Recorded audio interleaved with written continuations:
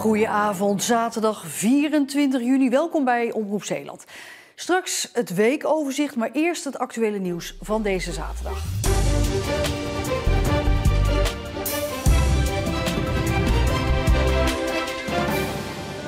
Dag 3 van Concert at Sea. Er is zon, muziek, voldoende te eten en te drinken. Kortom, met de sfeer zit het wel goed.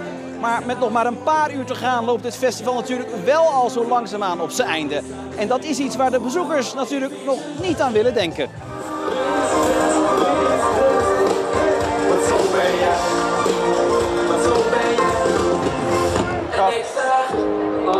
Helemaal geweldig, het is goed weer, dus ja, wat wil je nog meer? Het is superleuk.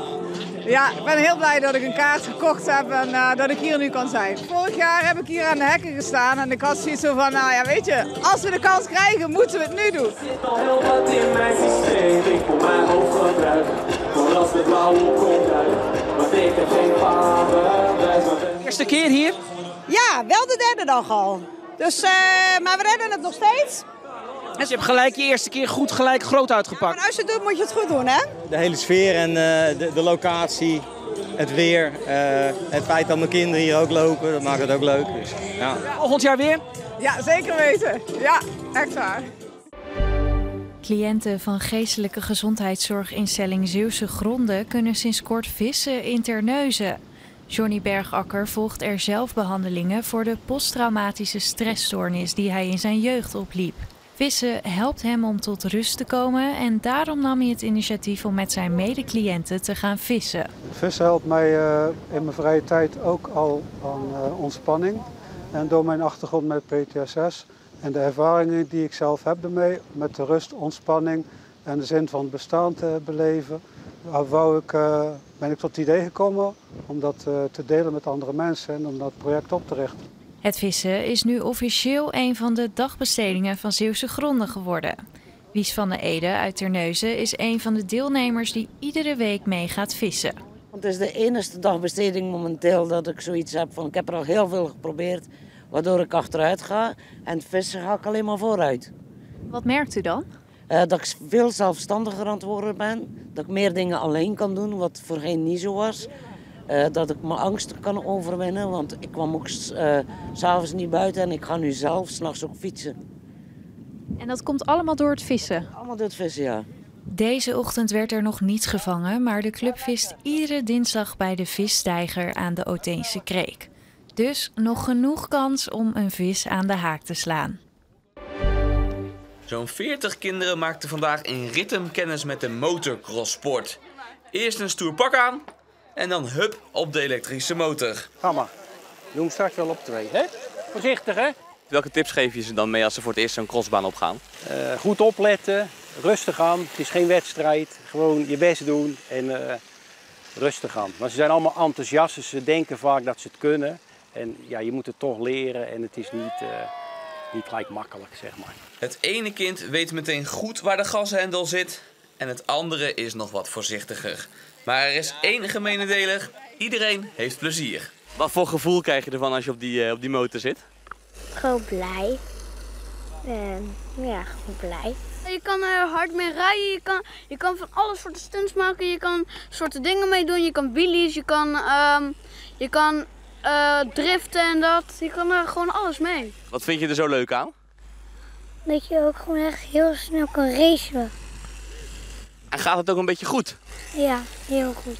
Dat ik niet hoef te trappen, dat is wel handig. Maar ik durf geen standje 2. Ik doe alleen maar 1. Rustig aan, goed opletten, heel goed.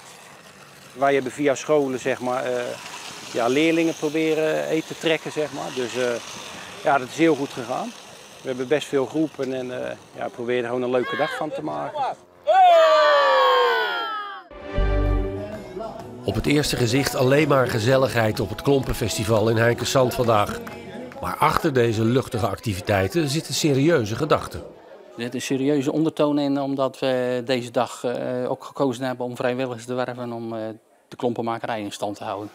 Want de hoop op een professionele opvolger wordt na jaren werven steeds kleiner. Wij zijn nu de enige nog in Zeeland, maar nog een van de 5 in heel Nederland. En wanneer dit hier ook weg zou gaan en ik ken nog een paar collega's die ermee gaan stoppen, dan houdt het een keer op. Want u wil graag met pensioen. Ik wil zeker een keer graag met pensioen. Kijk, ik geniet hier ook. Maar ik zou zeker van andere dingen ook willen genieten nog. Maar of die vrijwilligers vandaag gevonden worden? Ja, ik zou het wel leuk vinden, maar ik heb er gewoon te weinig tijd voor. Het lijkt me wel een heel mooi beroep. Nou, ik denk niet echt dat het iets voor mij is. Qua herrie en geduld heb ik er ook niet echt voor. En ik draag ze toch niet, dus. Maar het lijkt me ook wel heel erg moeilijk. Dus ik denk niet dat ik daar handig voor genoeg ben. Jij dan, laatste hoop? Ja. Ja, zou het iets voor jou zijn? Ja, maar ik zit al wel op voetbal. Toch was het een succesvolle dag.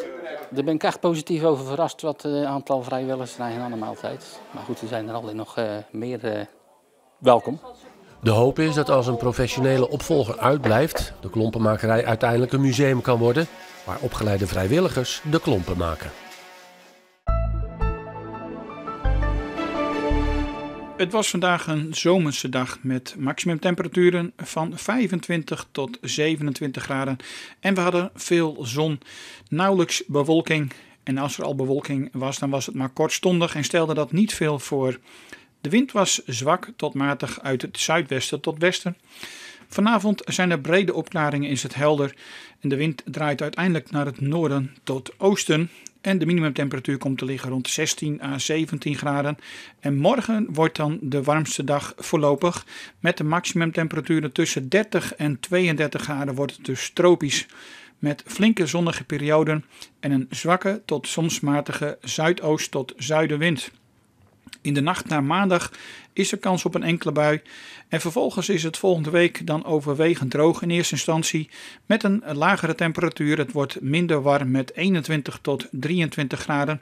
En het komt door de vrij stevige, krachtige wind uit het westen tot noordwesten. Later in de week, en dat begint vanaf woensdag, zijn er een paar buitjes mogelijk. Tot zover het korte nieuws en het korte weer. Blijf kijken, zometeen het weekoverzicht met daarin onder meer de grote wateroverlast van deze week. En mosselen kweken op volle zee.